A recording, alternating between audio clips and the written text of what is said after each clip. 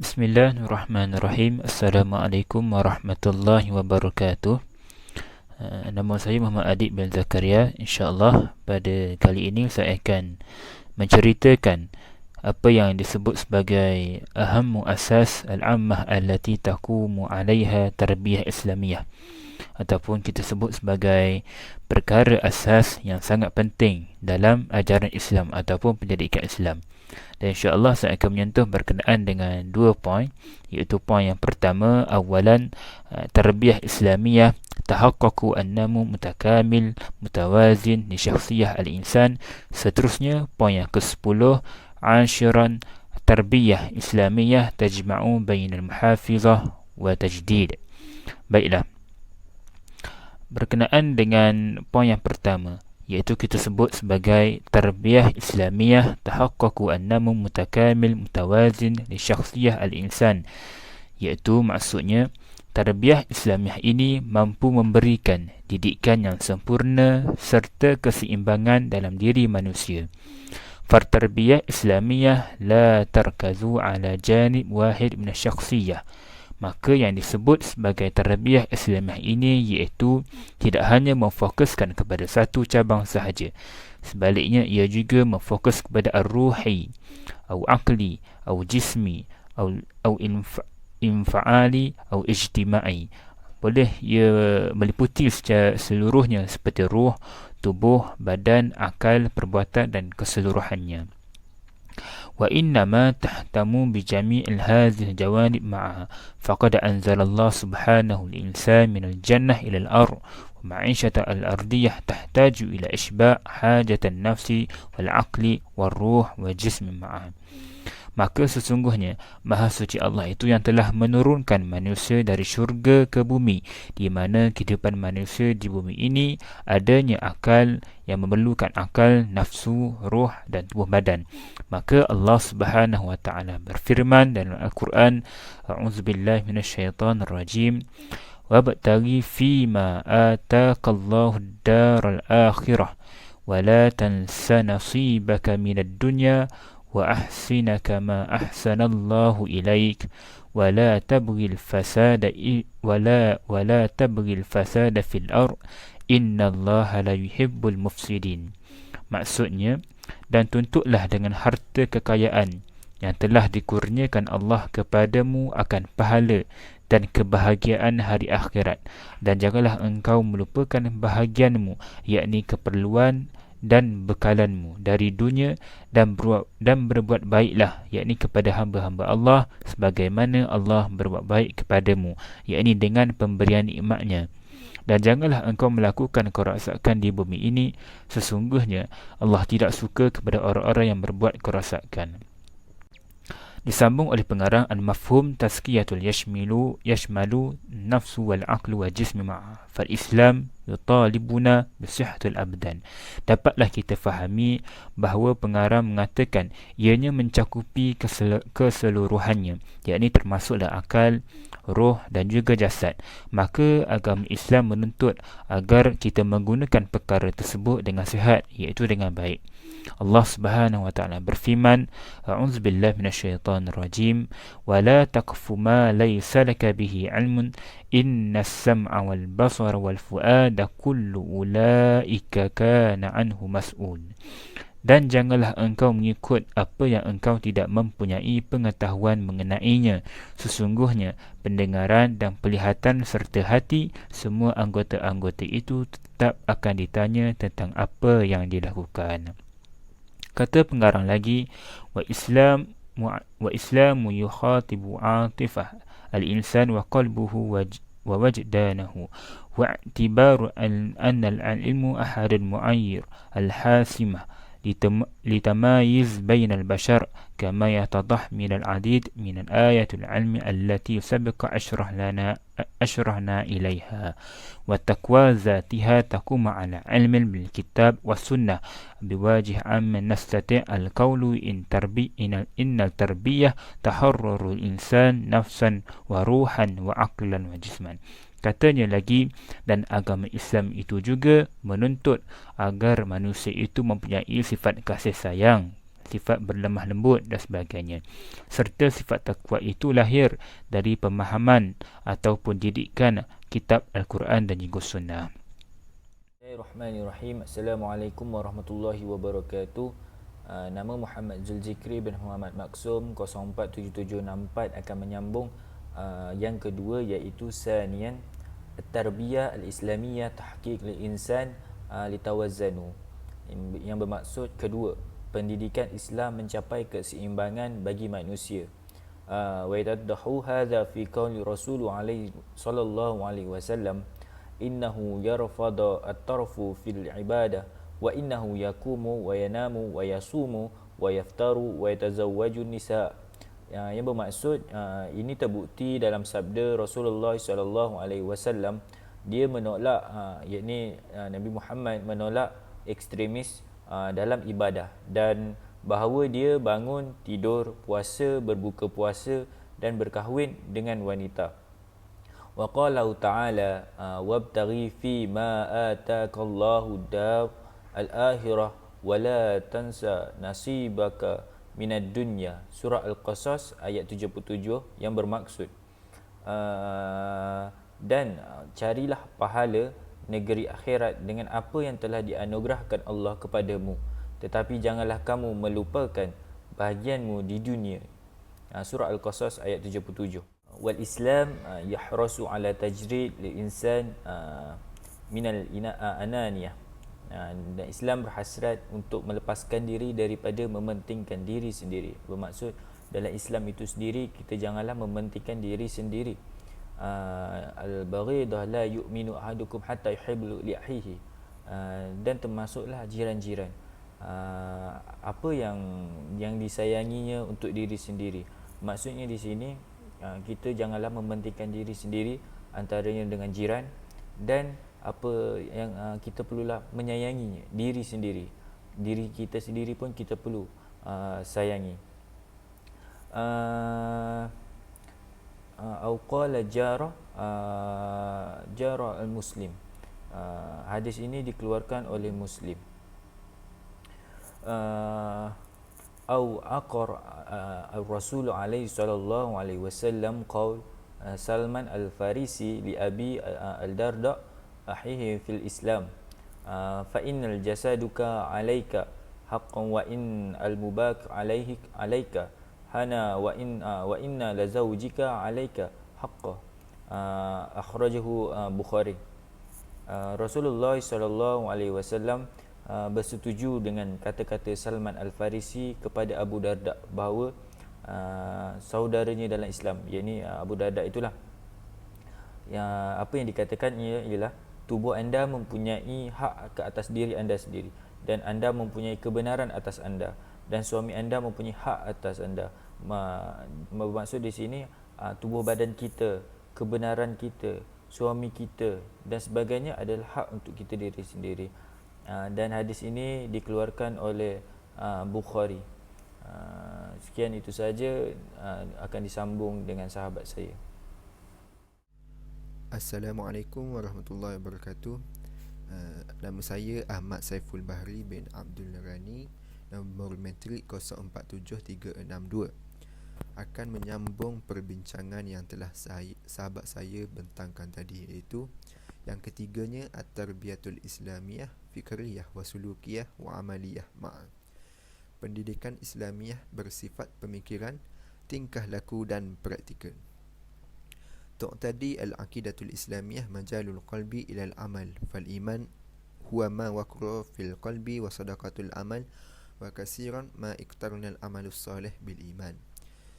Akidah Islam mencakupi dari hati sehingga ke amal, dan iman itu adalah apa yang diakui di dalam hati dan dibenarkan dengan perbuatan, dan amalan baik itu dikaitkan dengan iman, seperti mana firman Allah Subhanahu wa taala, allazina amanu wa amilus solihat, yang bermaksud mereka yang beriman dan beramal soleh. Wa mabadi'ul Islam al-khamsah min syahadah bi annahu la ilaha illallah wa anna Muhammadar Rasulullah wa iqamatis salah wa ita'iz zakah wa shaumi Ramadan wa hajjul bait.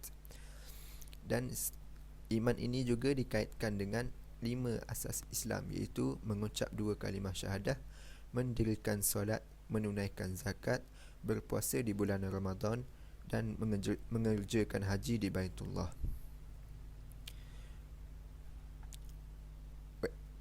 Wa yazummu minal muslim an yaqulu khilafu ma yaf'al. Qala Allah Ta'ala, a'udzu billahi minasyaitonir rajim, ya ayyuhallazina amanu lima taquluna ma la taf'alun, kabura maqtan 'indallahi an taqulu ma la taf'alun.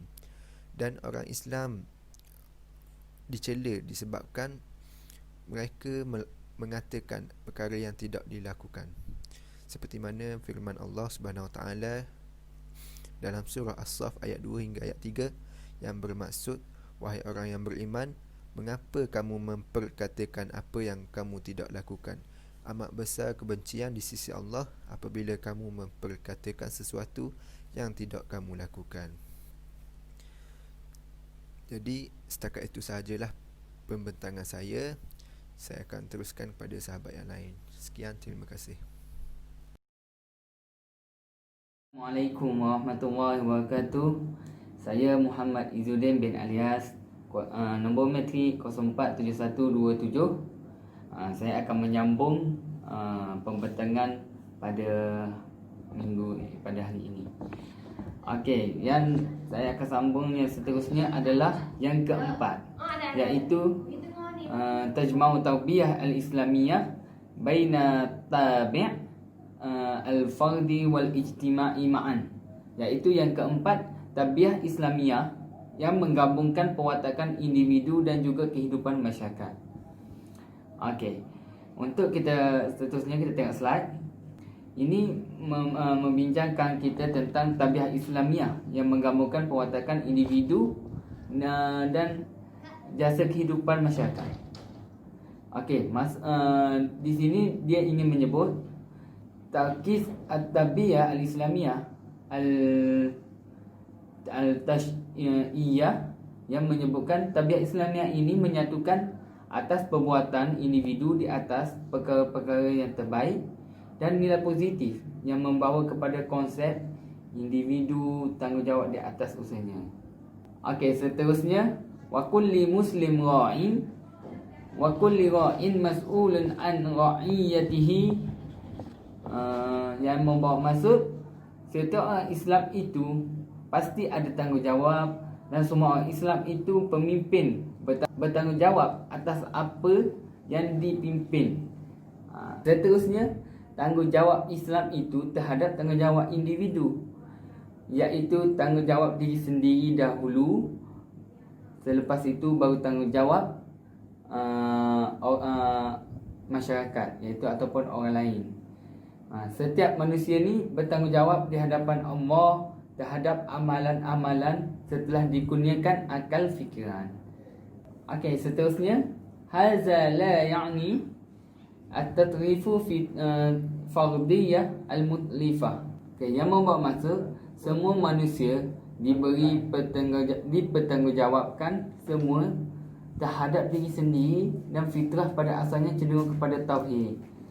Ini tidak bermaksud memihak seseorang secara mutlak, kerana Islam mendidik individu itu untuk hidup dalam masyarakat bertanggungjawab. Bagi setiapnya keadilan, persaudaraan, penyatuan, saling menjamin, kekuatan dan sebagainya.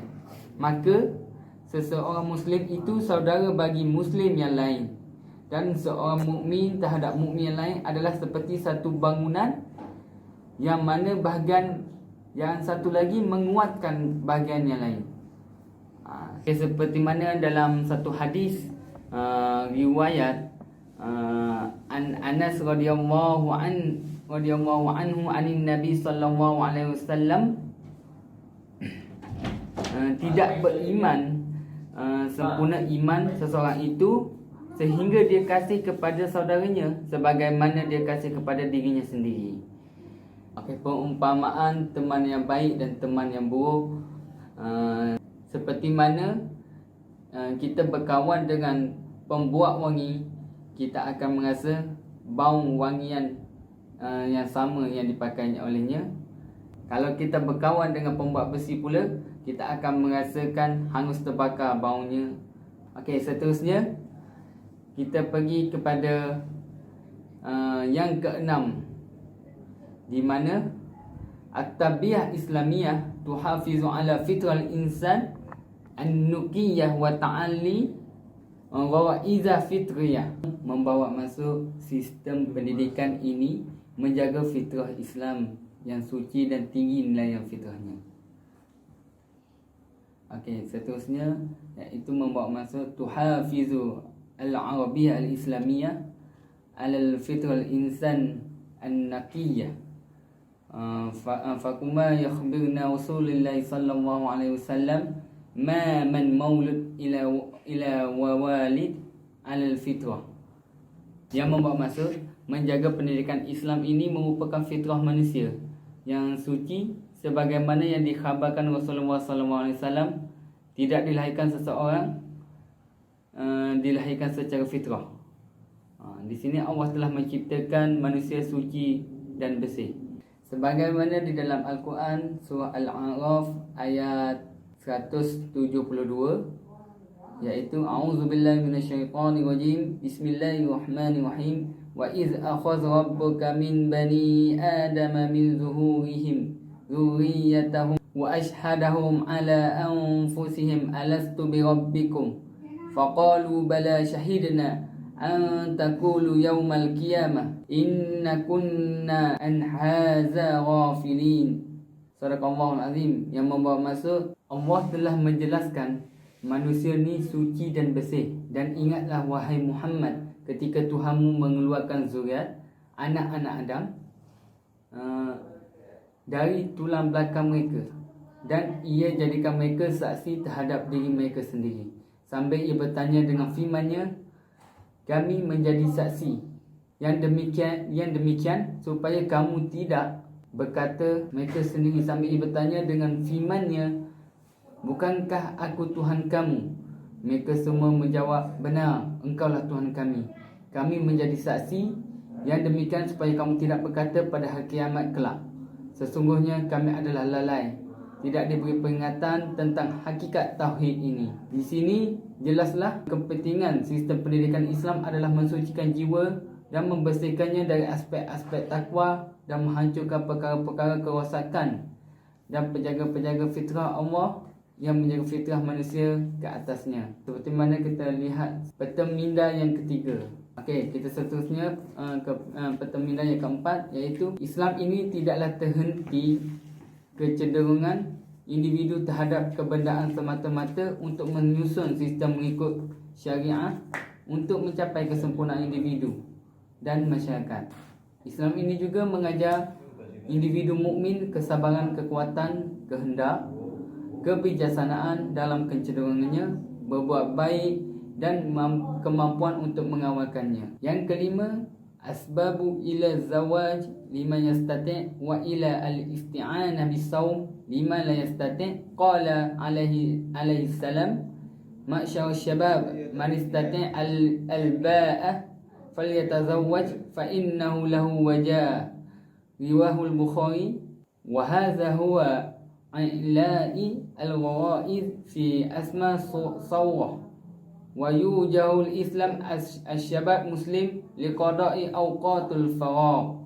Yang membuat maksud sekiranya tidak berkemampuan untuk berkahwin, Nabi membantu mereka dengan menasihat mereka agar berpuasa. Wahai pemuda, bernikahlah, nikah itu menundukkan mata dan menjaga kehormatan. Dan siapa kita mampu, maka mereka perlu berpuasa, dan puasa itu perisai.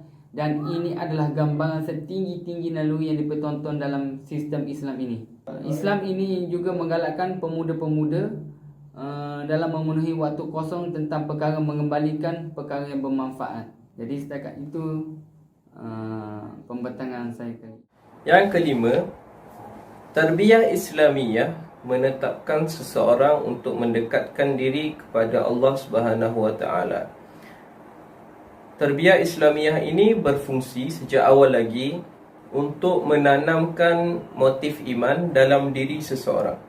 Motif bermaksud sebab yang mendorong seseorang untuk melakukan sesuatu.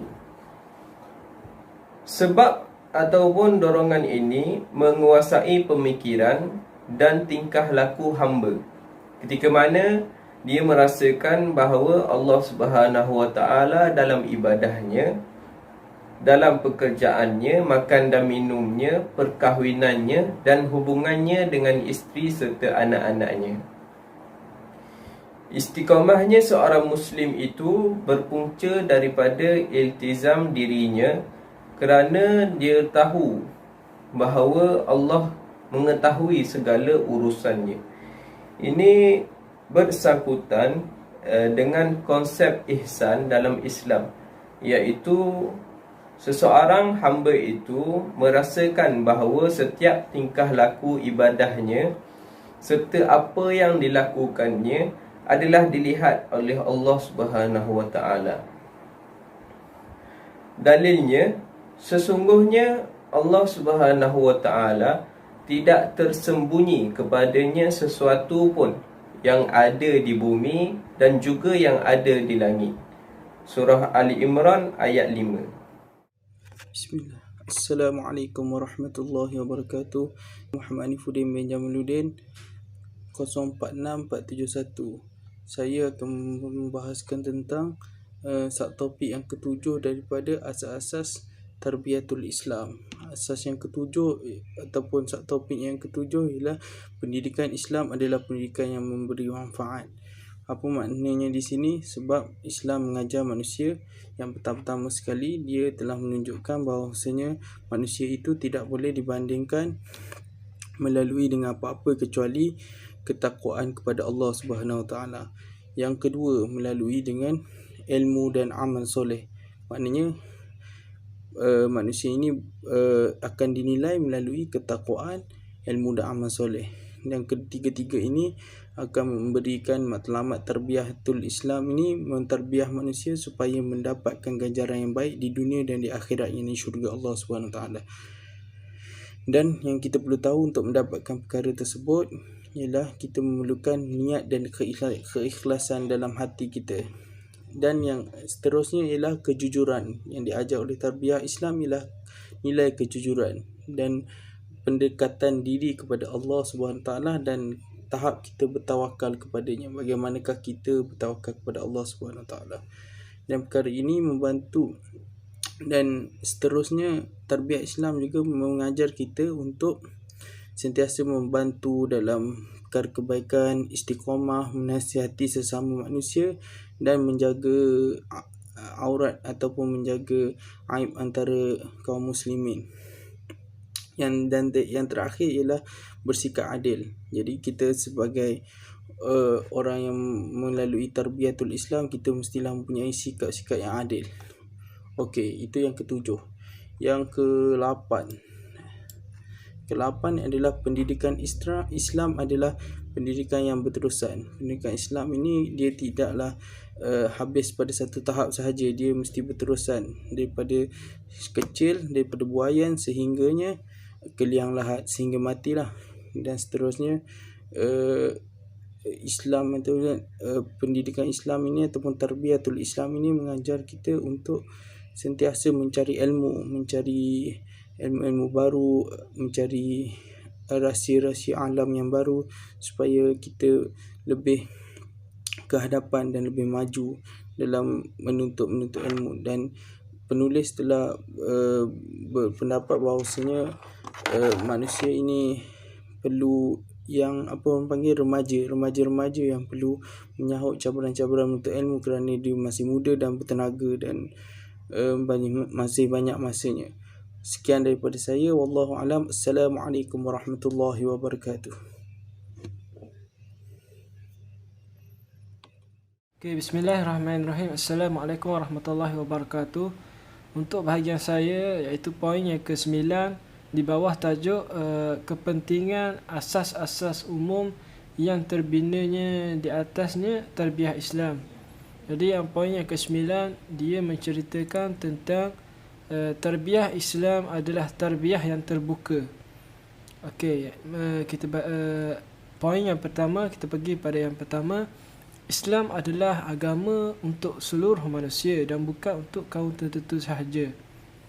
Dan Islam ini menolak kepada taksub ataupun fanatik kepada sesuatu, yakni kaum, sama ada kaum ataupun bangsa ataupun warna kulit ataupun kumpulan.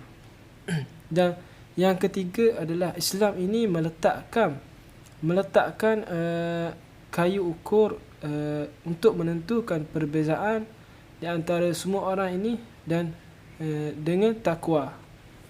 Dan yang keempat adalah tarbiyah Islam ini menyamakan padanya semua manusia dan tidak terkesan dengan kedudukan atau kumpulan dan tidak mempunyai padanya rahsia-rahsia. Dan Allah berfirman di dalam surah Al-Hujurat ayat 13 yang membawa maksud, wahai umat manusia, sesungguhnya kami telah menceritakan kamu dari lelaki dan perempuan, dan kami telah menjadikan kamu pelbagai bangsa dan bersuku puak supaya kamu berkenal-kenalan dan beramah mesra antara satu dengan yang lain. Jadi di sini menunjukkan bahawa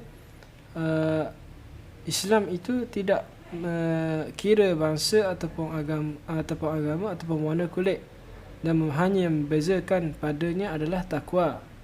Dan poin yang keempat seterusnya akhir sekali adalah wais'a zimmatihim, yakni orang-orang Islam membantu mereka, orang-orang Islam membantu di antara mereka, sama ada yang di bawah mereka, itu seperti contoh orang kaya tolong orang miskin, dan bahkan mereka juga merupakan tangan ataupun bantu orang kafir, boleh membantu orang kafir. Jadi slide yang seterusnya, in huwa illa zikrun lil alamin. Ayat ini menceritakan tentang Al-Quran itu tidak lain hanyalah peringatan bagi seluruh penduduk alam, yang membawa maksud bahawa dakwah itu adalah untuk seluruh alam, bukan hanya untuk Quraisy dan bukan juga ahli Makkah sahaja, bahkan untuk seluruh manusia. Yang poin yang kedua, dakwah la ta'rif. Dia kata dakwah ini tidak ditakrifkan kepada negara tertentu ataupun keturunan ataupun kabilah, tetapi dakwah adalah saling mengajak manusia ke arah kebaikan, tidak kira siapa atau di mana mereka berada. Yaqra al-Quranul Karim, Al-Quran